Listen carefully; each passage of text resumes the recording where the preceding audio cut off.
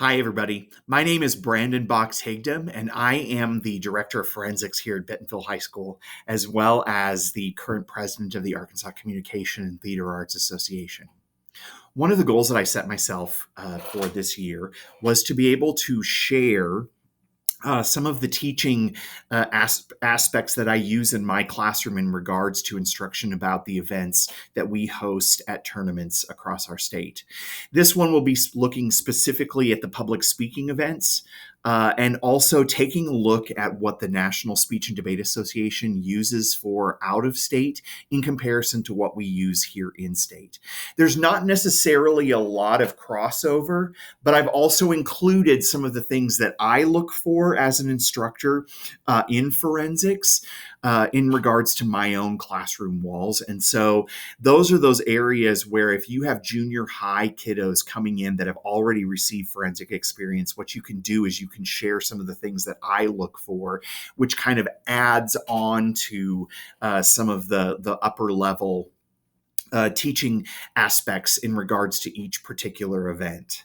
So let's get started. The different events that we offer here in Arkansas, as well as at the national tournaments, is extemporaneous speaking, original oratory, impromptu speaking, and informative speaking. So the first one that we want to kind of talk a little bit about is in regards to the fact that I have attached videos to some of these slides. I will be sharing this PowerPoint with you as well as this informational video. There is sometimes a discrepancy in regards to content, in regards to inside our state versus outside of our state. It's very, very important that you articulate to your students that they need to be mature when they're watching, but they need to also be meticulous. The videos that I've shared with you are the national top 6 in regards to that particular event. So there is a reason why that video is on the national stage. They need to be watching these videos as meticulously as possible, paying attention to format, paying attention to the way that the speech is put together, paying attention to gesturing, and noticing that it's not a lot. It's not a lot of gesturing. It's very meticulous in how it is used. There are a number of different aspects in presentational style. There is a reason why these speakers are the top 6 and why we look at them as the upper echelon in regards to the public speaking events. Your students should be watching these videos with this in mind and thinking about how articulate these students are, and that we can be just as articulate and just as important in the state of Arkansas as they are across our country. So pay very, very close attention as you watch these things, but also keep an open mind. There are some times where there's content that we don't necessarily allow in the state of Arkansas, or we kind of cringe at, that are being presented at a national level and making it to the national stage. By the time that you see these performers, they will have gone through 12 to 14 rounds of competition to make it to the stage, and then they're going to be running this performance in front of a panel of anywhere from 10 to 15 judges, depending on the event. So keeping that in mind as you are watching these videos is super, super important. Why public speaking? There is a number of different aspects in regards to public speaking and how we can learn to grow from being able to present in a very confident manner. It showcases a possibility of career advancement.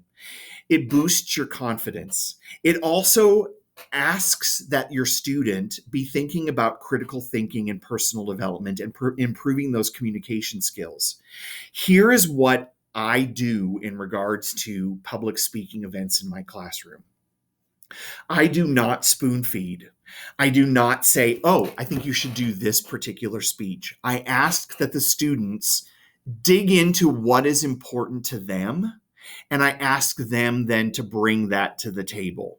At that point in time, I then can provide the coaching that they need to build a solid oratory, a solid informative, and expand on the content that they're bringing to the table. I find that student investment is a lot stronger when you do that. There are numbers of search engines out there to be able to provide oratory topics, to provide informative topics that students can use. But it has to peak at their own passion, what they're passionate about. And then we grow from there. So always kind of keep that in mind when you are approaching your classroom setup. So let's talk about original oratory. Remember that the oratory style is persuasive in nature. If you are helping your student develop a speech and they are really shifting towards persuasive, then it's an oratory. It is not an informative. An informative stays away from any persuasive language and just informs the listener.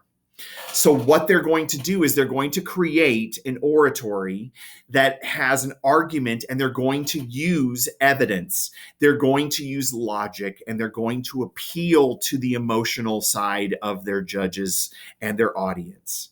The topics can range broad, completely broad, but it has to be persuasive in nature.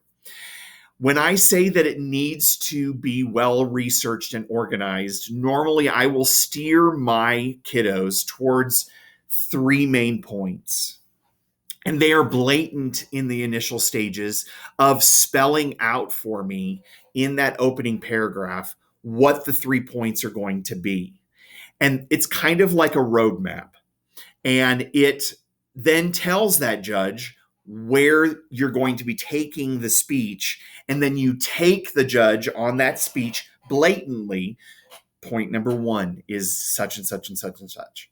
And then you're going to talk about all of the evidence that supports point number 2. So let's move on to point number 2. And then you'll provide cited sources and content and all of that kind of stuff to support point number 2. And finally, let's move on to point number 3. And you'll talk about point number 3 and what that is, and then you will have cited sources and things like that. And then you're going to wrap it up in a conclusive statement that will then also have a call to action. This call to action is signature to oratory. I would stay away from a call to action in regards to informative. The biggest thing to remember about steering your student in regards to creating this speech is the final point. It's this area right here. They are allowed no more than 150 direct quoted words. That is on the national circuit and in state. So you're going to need to make sure that everything else is in the student's voice. Now, that doesn't mean that you can't research it and then figure out how to put it into your own voice, that you are directly citing 150 quoted words. It's super, super important. The speech has to be completely memorized when you get into competition and delivered without any kind of a manuscript. There are no visual aids, and the time limit is 10 minutes with a 30-second grace period. As I said in the acting events, it's important to recognize that your students cannot go 1031. If your students do go to 1031, they will not be allowed to advance. They cannot be given first place. They will only get second place and below.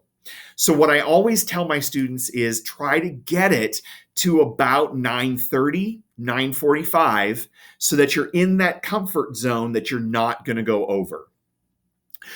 Movement during the speech is optional. However, I prefer it.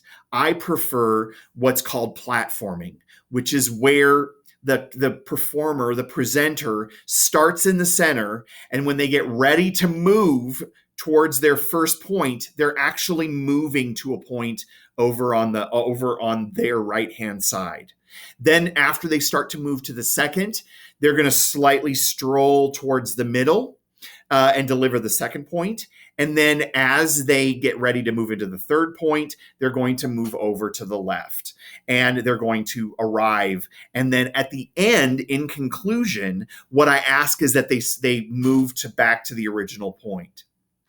If they do a call to action, what I always say is pull yourself forward and really get yourself into a position where you are connecting with that judge on the call to action, and that's where you're going to stay. In regards to platforming, it needs to be casual. Don't be robotic. You've got to find that nuance of movement. And it's important that it's not robotic as you move and disjointed. You've got to be able to find that flow, which is super, super important. But it also provides a little bit of this presenter is really organized and they're using the movement to show that organization of the speech itself. So the things that I look for in regards to expectations in my own classroom is that the topic has to be important. Don't waste your judge's time on randomness, okay? You have to be passionate about your topic, and it could be very, very topical. But I don't want to, the oratory is persuasive. And I think it's important that that you don't feel like you're wasting the judge's time. The 3 main points are a must, and I'm going to include the oratory outline. Actually, I probably will include my whole portfolio page that I use for oratory outline on this help page so that you can see what are some of the things that I look for.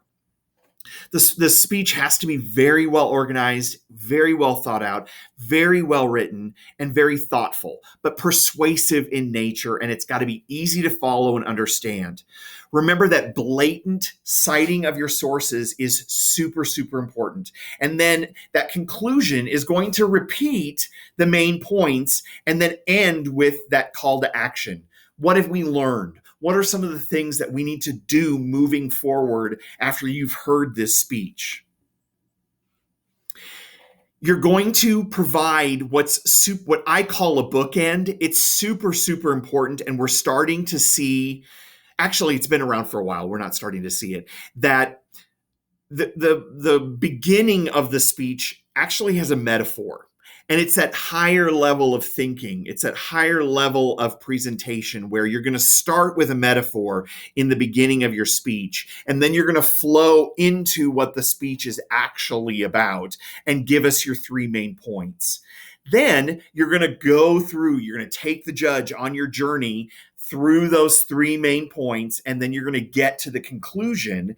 And what the key is that you want to bring it back to that metaphor.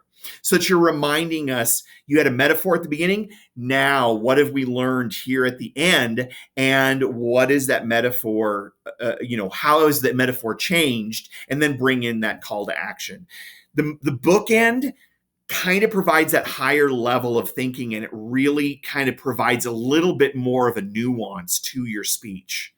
Now, remember, the content of some of these speeches may not necessarily be what we do here in the state of Arkansas in regards to content appropriateness.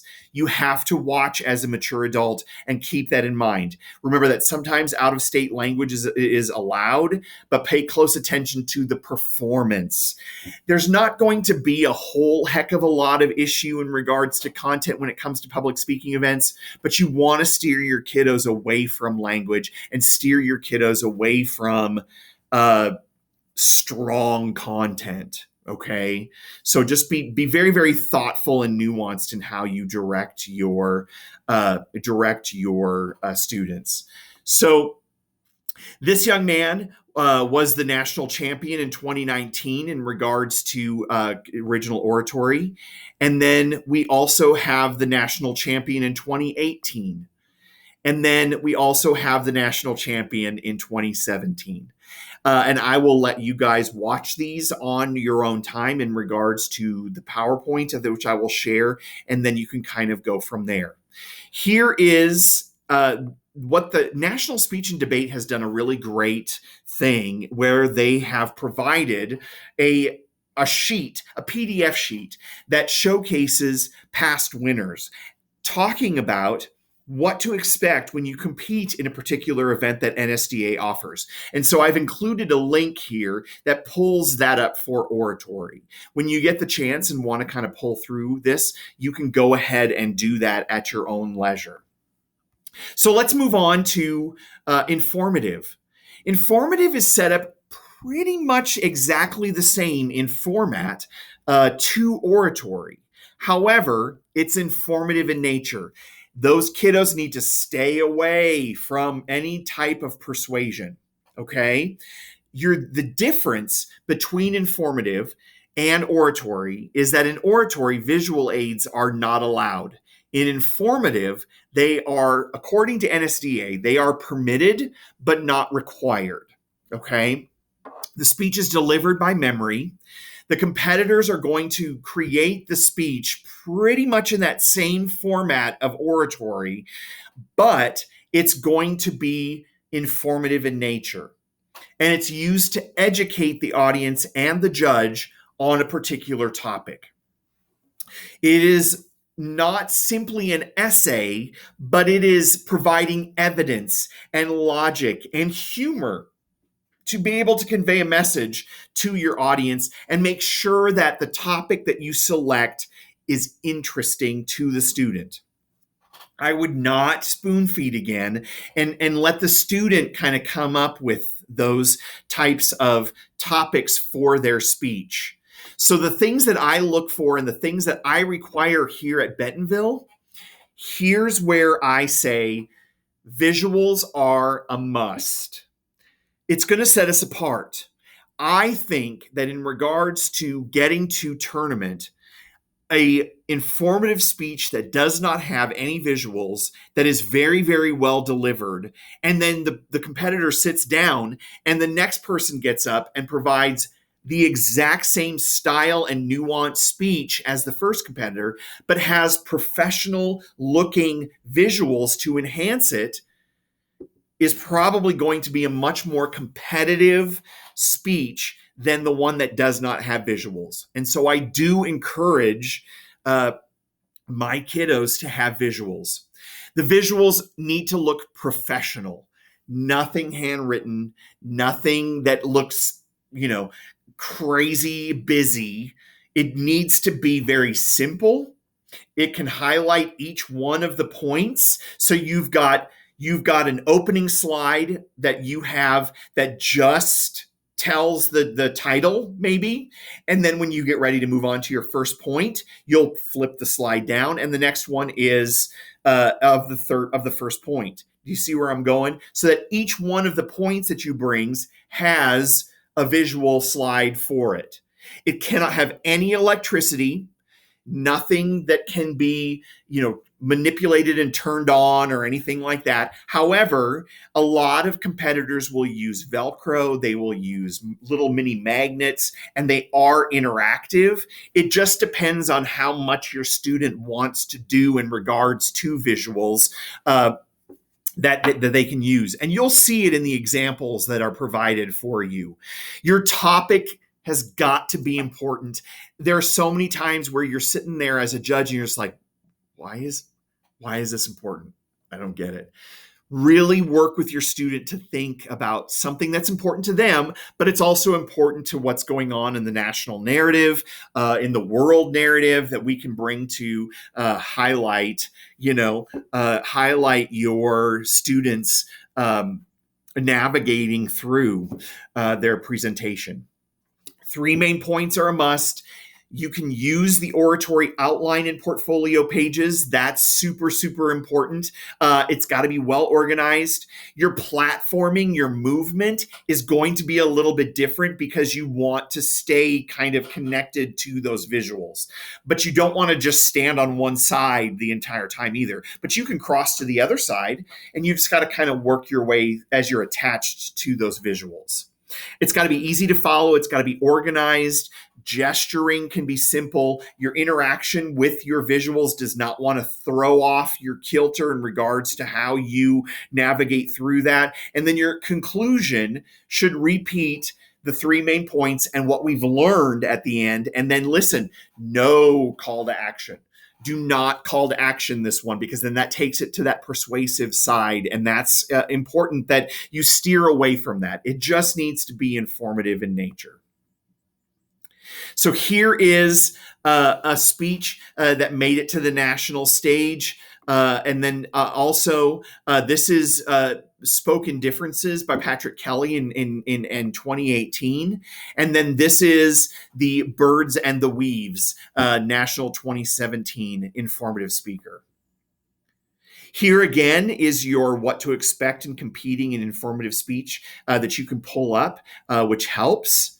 And then this talks a little bit more about the metaphor that I spoke about in oratory. The metaphor takes the topic of your speech and it spins it a little bit. It gives you a starting point, and it also gives you kind of an ending point in regards to that bookend idea. And it takes your student to that level of higher level of thinking. And my hope is that by the time that you have seen these videos, you will see what I'm talking about, that they use that metaphor and then they slowly start to steer in that opening paragraph into what the actual topic is of their presentation. And then at the end, they can bring it back into the judge's mind, and then kind of what we understand, and we've learned by then. The metaphor is hard. My students are challenged, and they struggle a lot with trying to figure out what a metaphor is that they can use in their speech that they can spin. So know that this will be a little bit of a challenge for your students, and it's okay. Everybody, even my Forensics 4 kiddos, sometimes will struggle with metaphor and how to steer a public speaking speech. But here is also some information in regards to metaphors and presentations, why it's important, how to do it, some of that kind of stuff that's important that you can use at a later time. Extemp. Extemp is one of those areas where it's really difficult to get into the mix, but it's not as daunting as what you think it is. The extemporaneous speaking it's a challenge. However, it's so cool. It is so cool. What a competitor can expect is that the speaker is going to go into a draw room and they are going to draw 3 topics. They're going to select one topic to present. At that point, they will have 30 minutes to prepare a speech, and then they will leave the prep room and go to the judge's room, and they will present a speech in that room on the topic that they've selected, and it's current event related. There are 2 different styles of extemporaneous. There is domestic extemp, or sometimes called US extemp, and then there is international extemp. And international is obviously a lot harder, so when you start your kiddos, you're going to want to start them in US extemp. The challenge is that they need to use that oratory outline to develop a very well-organized speech that has 3 main points, that cites some sources and needs to be blatant about that, and that they can't use a note card.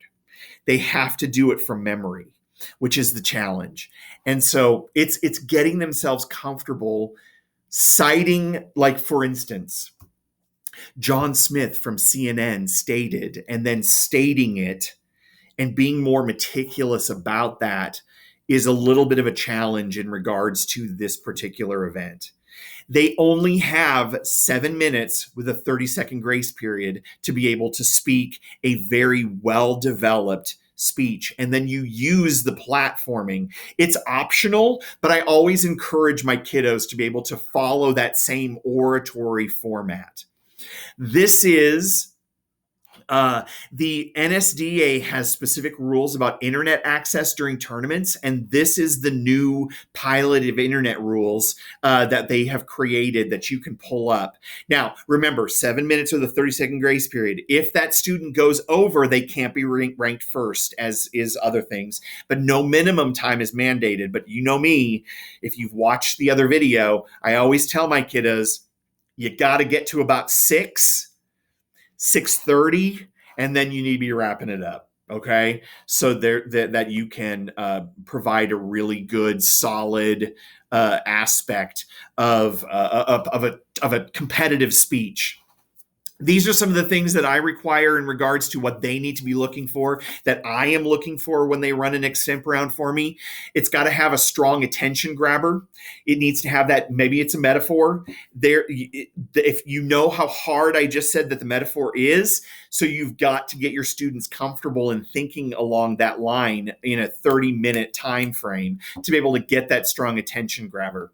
The 3 main points are a must. They need to use that oratory outline in portfolio pages, and it's got to be easy to understand and follow. And that oratory outline really forces them to look at those 3 main points and fill them in, and then citing sources as they go, meticulously citing those sources.